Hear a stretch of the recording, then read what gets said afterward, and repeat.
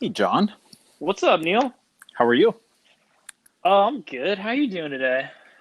Doing well. It's a nice, cold, rainy day in Ogden.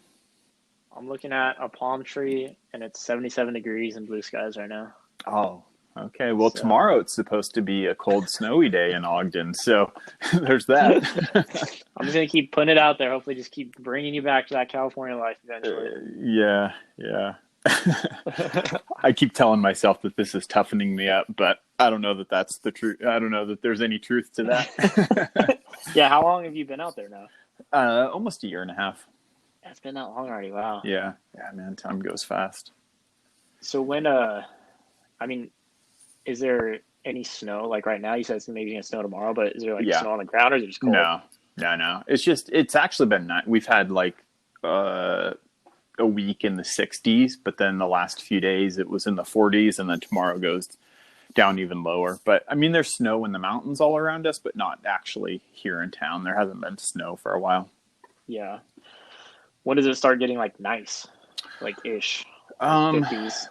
yeah. So I mean, we've already had a wave of that. It varies so much. Like as I realize, like spring is every couple days it can change and be like we had a few days where it was upper 60s and then it goes into low 40s, so just kind of always keeps you guessing. Yeah.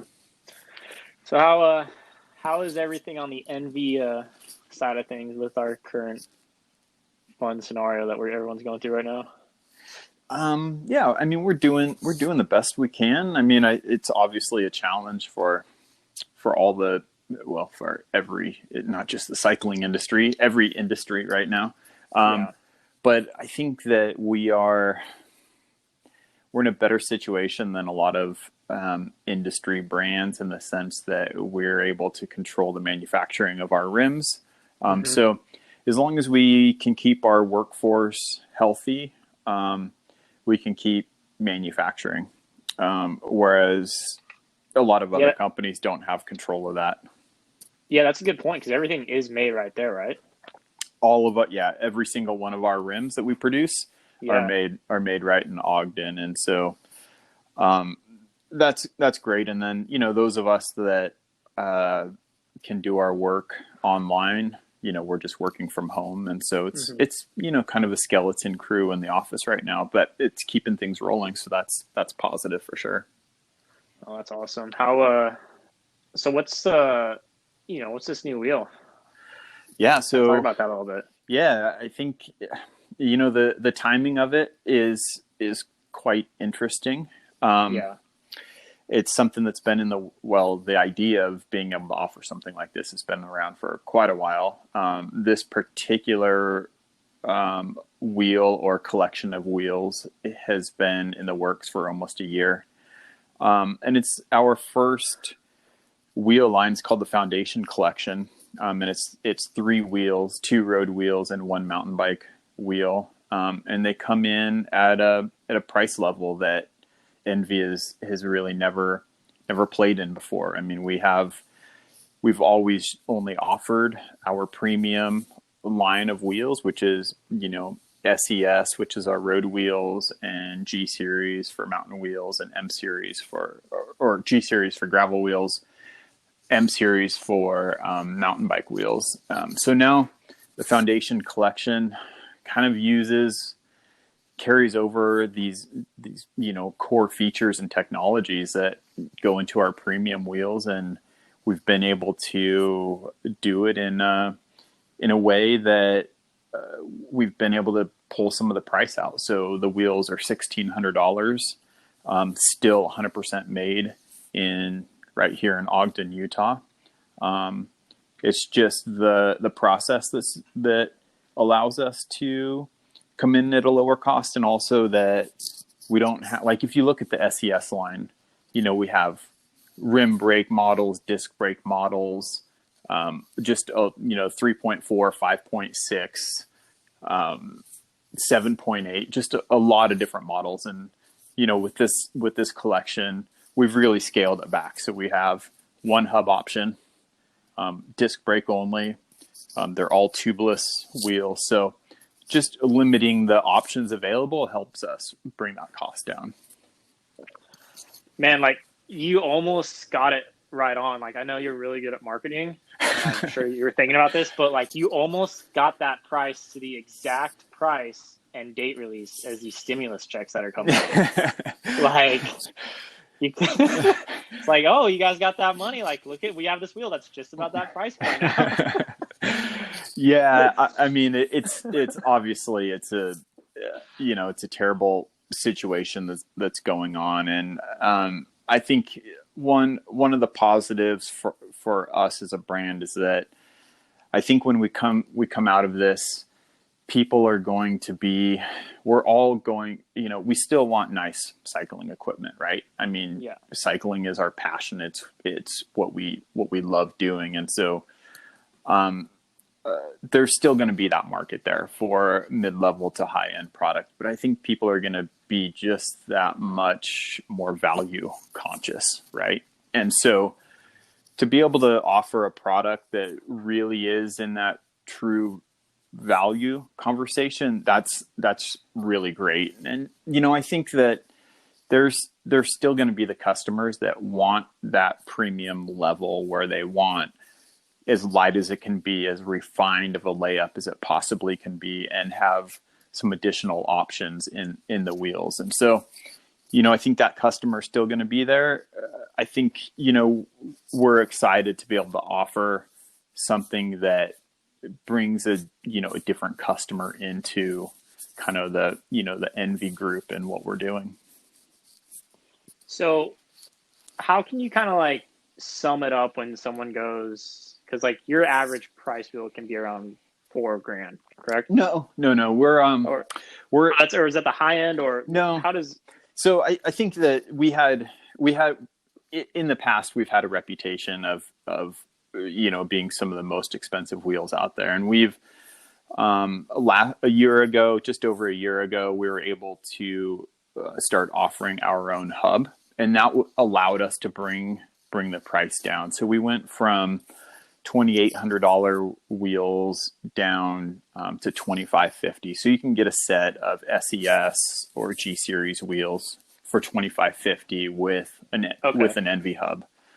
You can also do Chris King hub, and that's when it gets you up to that $3,000 range. But that's about the high end of the pricing. Okay, got it. All right, my mistake on that one. So what does kind of like really? I mean, what are you guys doing over there that is bringing that price tag down on these wheels? So a lot, some of it's what I already kind of mentioned, just reducing the options is a big part. And then I would say it's, the rest is, anyone that understands like carbon manufacturing and carbon component or rim manufacturing knows how labor intensive it is. You're laying up these pieces of carbon into a mold. And so, with our premium level wheels, there are a lot of pieces of this carbon fabric that goes in, and, that's how you really optimize the ride quality and can look at places to save weight.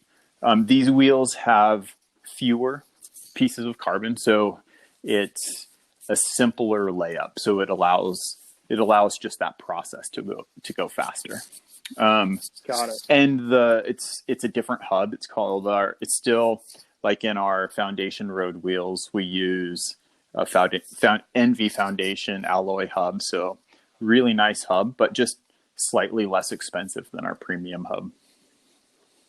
Okay. And so you said you have 2 road wheels and a mountain. Yeah, correct. So 45 millimeter depth and 65 millimeter depth for the road wheels.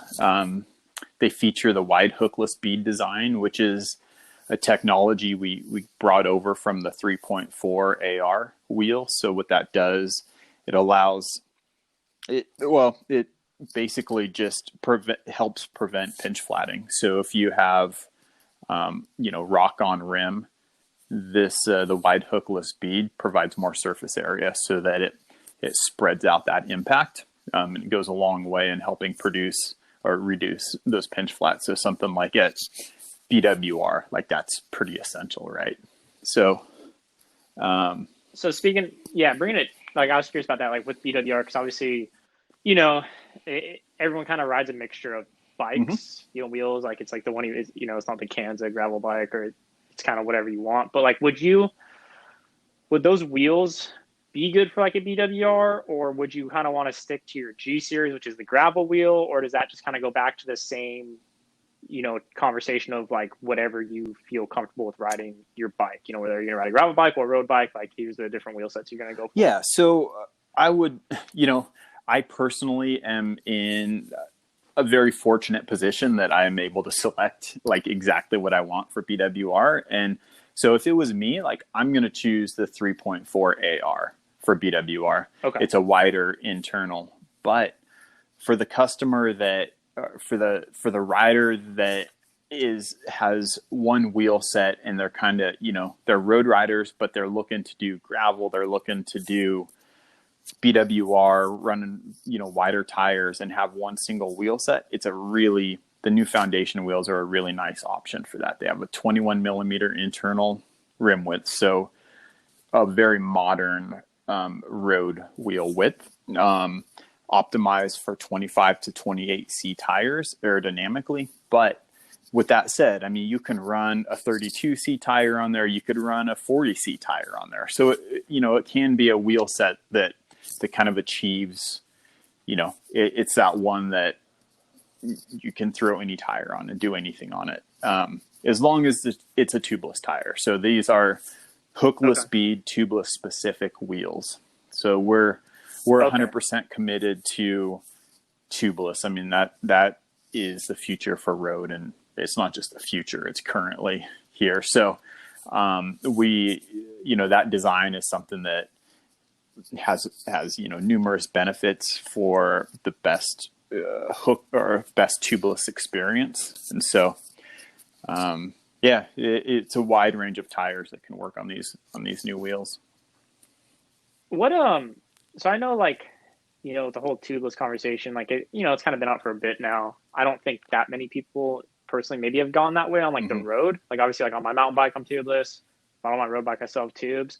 Like, and it sounds like you're pretty much tubeless all the time. Like what stands out for you, like riding on a road bike with tubeless like setup? Like what is it, like what is different, or what is kind of like, hey, like, yeah, this is why I do it, or why I think this is the future. That's a really good question. I think you're right. Like mountain bikers would never run inner tubes in their bikes. Like it's been tubeless for years, right? Gravel is the same way. Like we've all gone over to tubeless, but road's kind of an outlier because the benefits are a little harder. Like on mountain or gravel, it's pinch flatting, right?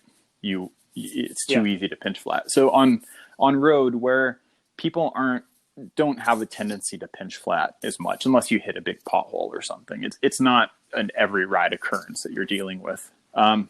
So the benefits on road tubeless are the difference in rolling resistance is number one. And that's why you're seeing so many of the World Tour teams who they've been using tubeless for time trials for the last couple of years, because there's a 10 to 20% decrease in rolling resistance versus their tubular tires. So, I mean, that's huge when you're chasing like a couple watts here or there, to be able to knock up to 20% off in rolling resistance just by, your tire and wheel setup. So, and now, I was over in France in February before the lockdown, working with the NTT World Tour team that we support, doing tubeless testing for Paris-Roubaix.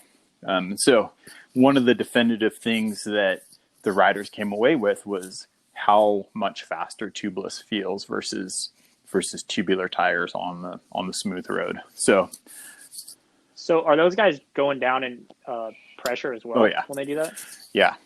So like, yeah, what would they normally run on like a tube, or I'm losing train of thought. Tubular tire or exactly, yeah, tubular, and then going to tubeless. Like what's that? Because I know you already run a little bit less with the tubular from a tube, or at least I did in the past. So like, what are those numbers Well, looking like? I would say the testing that we're doing can be deceiving because we were really looking at, in this particular instance, we were looking at riding on the cobbles and finding that perfect balance between a pressure that doesn't completely wreck them on the cobbles while yet to like stay efficient on the smooth roads.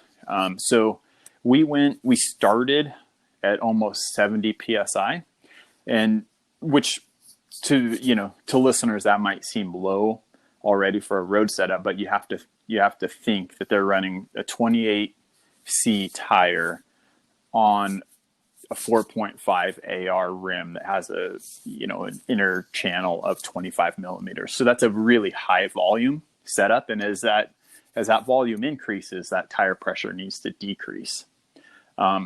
So we started at about 70 PSI and we ended up going down. And so the goal was to find that point where it was too low and then come back up from there. And we went down, Edvald Bosenhagen went down. I would have to look back on my notes, but it was like in the low 40 PSI range. And then went up really? Just slightly more from there and found like this perfect balance of what he could handle, what felt all right and manageable on the cobbles, but then still felt fast on the pavement. So it was surprisingly low. But my everyday riding setup on the road is 3.4 AR wheels with a 28C tire. And I run them at like 50 to 55 PSI. Yeah. Really? Okay. That's what I'm just I haven't done it yet as far as like, obviously that low. So like, but I'm just thinking back, like when I was racing, like I always liked a really hard, like, when I had tubes, I would run like 100, right? So then we do tubular when we're racing, maybe go down to like 90. But like I always did feel like when I would go lower, like I would feel that kind of like give or that sponge, like almost like a, almost like a little mini suspension. And it always just messed with my head of like, oh, I feel like I'm losing my power because like I have that like kind of lag. But like, is that just like something in my head or is that just how it is? Yeah, without, when you were racing, you were probably on, were you on 25C or were you on 23C at that time? I think that 25s, I imagine. Yeah, you're not as old as I am. 23s. We were on 21s or 19s. Don't be dating me that hard, okay? Come on now. Come on now. So tire width definitely has a lot to do with it. And as I had mentioned, as you go up in volume, again, you need to manage that ride feel by decreasing the pressure. But it's I'm like you. When I was racing, I was running 120 PSI all the time in tubular tires. And like, if you didn't feel every bump in the road, then you probably needed to put more tire pressure in it. And it was just this kind of old school mentality. And fortunately that's changing from, as we're seeing like some of these rolling resistance tests. I mean, it's deceptive when you look at a rolling resistance test done on a smooth drum, because what happens is you're always going to have a decrease in rolling resistance at a higher pressure. But we don't ride on roads that are smooth as a drum, especially something like BWR and how most of us kind of do our daily rides now that are on, broken pavement, chip sealed, maybe hitting some dirt here or there. So bringing that tire pressure down to a point where these bumps that you're hitting, if your tire can absorb, if your tire pressure is correct and it can absorb these bumps are not lifting you and your bike up. When your tires are pumped up so hard, every bump you hit is basically, it's lifting you and your bike up. And if you think about the energy that takes versus your tire absorbing that bump, it's pretty massive. So, all right, speaking of bumps and stuff, like let's say you're going to race BWR tomorrow and you said you're going to do like the wheel set more so. obviously you're going to run tubeless. What are you going to like? And we don't need to talk about the exact course, but we all know the terrain out there. What tire pressure would you be running for that? I would probably go up to I would be happy with a 32C tire on. So I'd probably run my 3.4 ARs with, an IRC, Serac, like that. Those are 32s, right? That's one of their options. Mm-hmm. And I think I would be in that high 40s, low 50s pressure range. Wow. And I wouldn't recommend that on any rim. I think that's specific. I think the technology that ENVE has with the wide hookless bead on the 3.4 AR and our new Foundation wheels and the G series wheels, like that allows me to go lower than I would on a different rim without that, just because I think it's too easy to flat it at a pressure like that with hitting a rock. Whereas I feel pretty confident that I can, if I, take a bad line, hit a rock and feel that rock on my rim, I'm pretty certain that that's not going to cause a flat tire. What were you, do you remember what you were running exactly, like the first BWR you did? Yeah. So the first few BWRs I did, I was on 28C Continental 4-season clincher tires with inner tubes pumped up to like 90 PSI. Yeah. I remember honestly, I think I went 5 or 6 BWRs before I ever even flatted. But I had to run those pressures to really ensure I was sacrificing traction and ride quality, just to ensure I wasn't flatting. And wait, so you did 5 or 6 BWRs with no flats? How did you get through that so well? And then it's like the complete opposite for Kansas. Yeah, I don't know. Somehow, like, I've always managed to, maybe, I don't know. I've been lucky. I mean, that's really what it comes down to. I mean, when you're going on the, following a wheel and you can't see what's in front of you, I would love to say it's skill or something like that, but that's definitely not the case. Maybe ride your road bike next time. Yeah. Maybe you're onto something, John. I'll do it with you. Yeah. Don't wait up for me, okay? Well, hey, so kind of like coming back though to the BWR, like we haven't really talked to you in a bit. What's your thoughts on the expansion of it? Hopefully, everything goes well and we get all the events in this year. But like, you were there really from the beginning.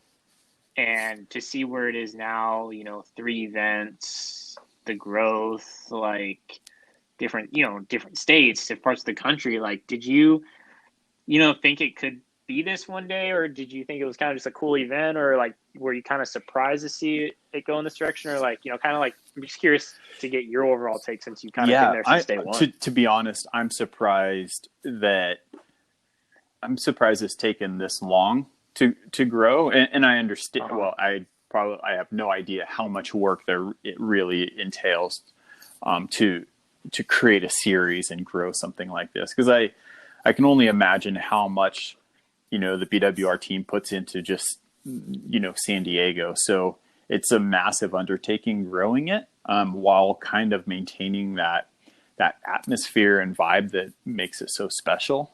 But I mean, I think everyone that's been to a BWR realizes that there's so much appetite and demand for that in different areas. And I think I'm excited, because I think one thing that makes riding off-road really fun is that no matter where the dirt is going to be different everywhere you go. So, we know what San Diego dirt is like, right? But when you go to Cedar City, Utah, it's going to be totally different. When you go to Asheville, it's going to be totally different. So just getting to experience these different venues, different routes, and how each one is going to differ in the equipment needs and the preparation, I think that's what's exciting.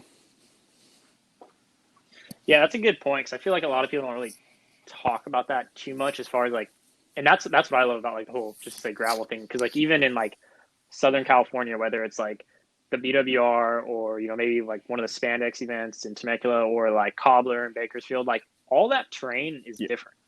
But like if you do a road race in Oregon or in Italy, I mean, I'm saying like those roads are bitching over there, but like the road is the road, you Yeah. know, and it's like not going to change that much. But like, yeah, you can just get out of these different little areas and like the dirt, gravel, all that is just mind blowing, changing. That's a good point. Like it is fun to be able to go, check new stuff out because I guarantee, yeah, Utah compared to Asheville is going to be night and day difference. Yeah. So what, that's kind of your backyard now. Like what, I'm sure I know you've ridden parts of the course or the I went course, out right? actually, I don't know, a month and a half ago.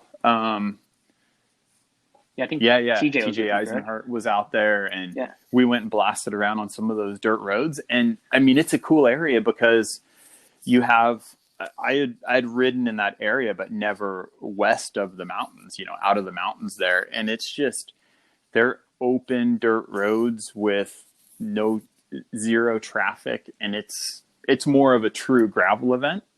So totally different than BWR San Diego.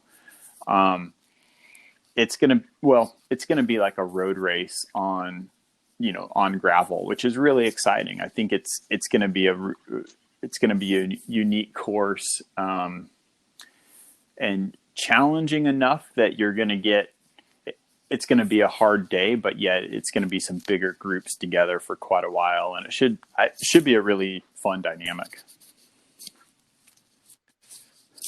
So you think that will kind of fall maybe more in like the Kansas style where it's kind of like, open roads together? I would say so. I think the distance of it, it'll be a race of attrition. And then even those that are just coming out and, aren't shooting for a finishing goal or anything like that. I mean, it's a neat area you're riding through some, areas where it's been, the Native Americans lived there. It's a cool area. I was somewhat surprised to see that land on the list, but like a total pleasant surprise because it really is like this hidden gem of cycling in Utah.